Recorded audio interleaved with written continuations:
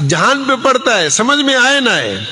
وہ کتابوں میں واقعہ آتا ہے کہ ایک بادشاہ تھا، جنگل میں گیا تو ایک انار کے باغ پہ پہنچا تو وہاں باغبان تھا، اس سے کہا کہ مجھے شربت پلاؤ۔ تو اس نے انار کا دانہ توڑا اور اس کو نچوڑا، گلاس بھر گیا۔ بادشاہ نے پیا، بڑا لذیذ، بڑا مزیدار، ایک دانے سے پورا گلاس بھر گیا۔ تو بادشاہ کے دل میں آیا کہ یہ تو بڑا وہ ہے، اس پر تو ٹیکس لگنا چاہیے۔ اس سے کہا کہ ایک گلاس اور دو۔ اس نے وہ دانہ توڑا اور وہ جب نچوڑا تو ایک دانے سے گلاس نہیں بھرا، 2 دانوں سے بھرا۔ جب پینا شروع کیا تو اس کا ذائقہ بھی وہ نہیں تھا۔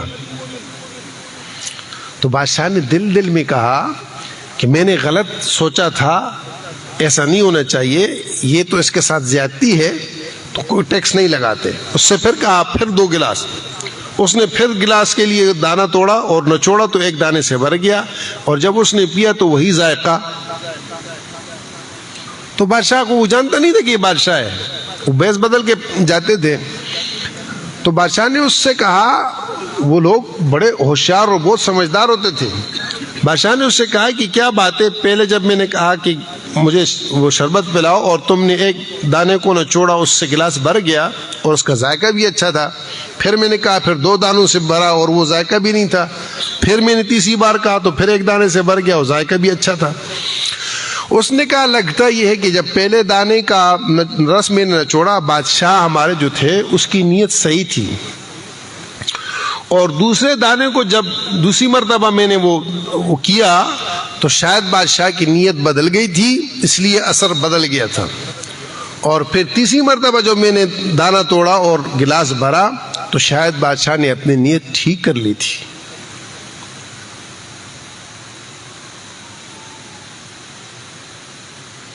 ہمارے گھر پر، ہمارے بچوں پر، ہمارے معاشرے پر، ہمارے کاروبار پر، ہر چیز پر اس کا اثر پڑتا ہے۔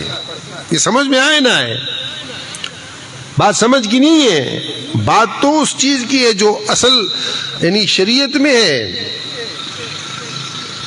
یہ اللہ پاک نبیوں کو سینچا ہی اس لیے جاتا تھا، نبیوں کی اٹھان ہی ابتدا سے اللہ کے دین کی ترویج اور ارشاد کے لیے ہے۔ نبی کی زندگی کا اور کوئی حاصل نہیں ہوتا، نبی اور کچھ بھی نہیں چاہتا۔ لا اسألکم علیہ مالا، لا اسألکم علیہ اجرا۔ کوئی نبی کی کسی بھی طرح سے کسی سے ذاتی کوئی چیز نہیں ہے، توقع نہیں ہے، لیکن اللہ ان سے بھی کہتے ہیں وما امروا الا ليعبدوا الله مخلصین له الدین۔ اس لیے حضور صلی اللہ علیہ وسلم فرماتے اخلاص والے ہدایت کے چراغ ہیں۔ تو ہماری ہر چیز کے اندر دیکھو،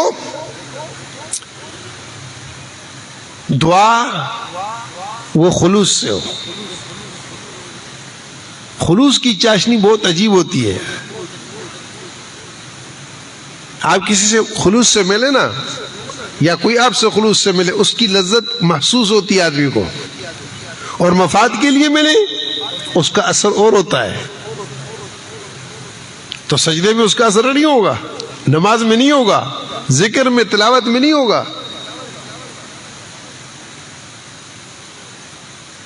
سب سے اہم چیز جو ہے وہ بنیاد، سب سے پہلی چیز جو حضور پاک صلی اللہ علیہ وسلم نے جس کی تاکید کی اور زور دیا، انما الاعمال بالنیات، اعمال کا مدار نیتوں پر ہے۔ انما لکل امرئ ما نوى، آدمی کو وہی ملے گا جس کی اس نے نیت کی۔ من كانت ہجرتہ الی اللہ ورسولہ، جس کا سب کچھ اس لیے ہو کہ وہ چھوڑ رہا ہے اللہ کے لیے ہے، فہجرتہ الی اللہ ورسولہ، تو اللہ اور اس کے رسول کے لیے ہے۔ ومن كانت ہجرتہ الی دنیا یصیبها، یہ سمجھانے کے لیے کہ ایک آدمی سب کچھ چھوڑتا ہے اس لیے چھوڑتا ہے کہ بیوی مل جائے، کاروبار مل جائے، مال مل جائے، فہجرتہ الی ما ہاجر الیہ، تو اس کا یہ سب کچھ چھوڑنا اسی کے لیے ہوگا جس کے لیے اس نے چھوڑا ہے، وہ دنیا ہو، وہ بیوی ہو، وہ کوئی اور چیز ہو۔ حدیث پاک میں ایک قصہ مہاجر ام قیس کا آتا ہے۔ یہ ایک صحابی وہ مکہ معظمہ میں تھے، انہوں نے ایک خاتون کو جس کا نام ام قیس تھا، تو اس کو پیغام بھیجا کہ میں تم سے شادی کرنا چاہتا ہوں، اور اس نے کہا کہ جب تک تم ہجرت نہیں کرو گے تو اس وقت تک میں تم سے شادی نہیں کروں گی، ہجرت کرو پھر شادی کروں گی۔ اس نے ہجرت کر لی تو باقاعدہ اس کا نام ہی مہاجر ام قیس پڑا، مہاجر ام قیس۔ یہ نہیں ہے، دیکھو آدمی محنت اور مشقت کرتا ہے اور اس کے بعد اس کا نتیجہ صفر ہو، دکھ کی بات ہے نا۔ تھوڑا سا اندر کو ٹھیک کرنا ہے، اس جگہ کو، اور اس کا اثر آپ دیکھو کہ کیا ہوتا ہے۔ جسم کا یہ ایک ٹکڑا حضور صلی اللہ علیہ وسلم فرماتے ہیں کہ اگر یہ درست ہو پورا جسم درست ہے، یہ خراب ہو پورا جسم خراب ہے۔ الا وہی القلب، الا وہی القلب، الا وہی القلب، یہ ٹکڑا دل ہے، دل ہے، دل ہے۔ اور دل میں کیا نیت ہوتی ہے؟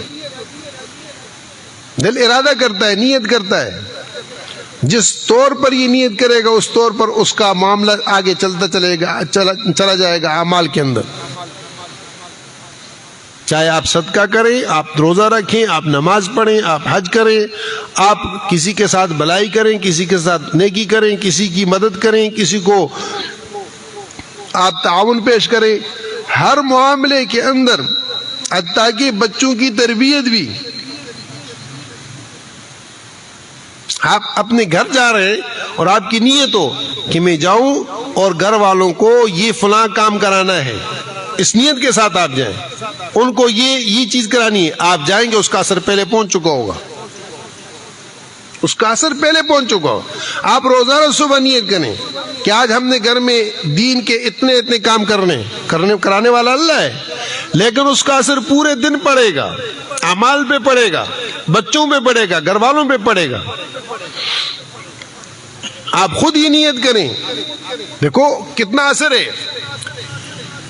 حضور صلی اللہ علیہ وسلم نے فرمایا کہ ایک آدمی رات کو سوتے ہوئے یہ نیت کرتا ہے کہ میں اٹھ کر تہجد پڑھوں گا، میں اٹھ کر تہجد پڑھوں گا، اس نیت کی، اور پھر رات کو اس کی آنکھ نہیں کھلی، اللہ اس کو تہجد کا ثواب دے گا۔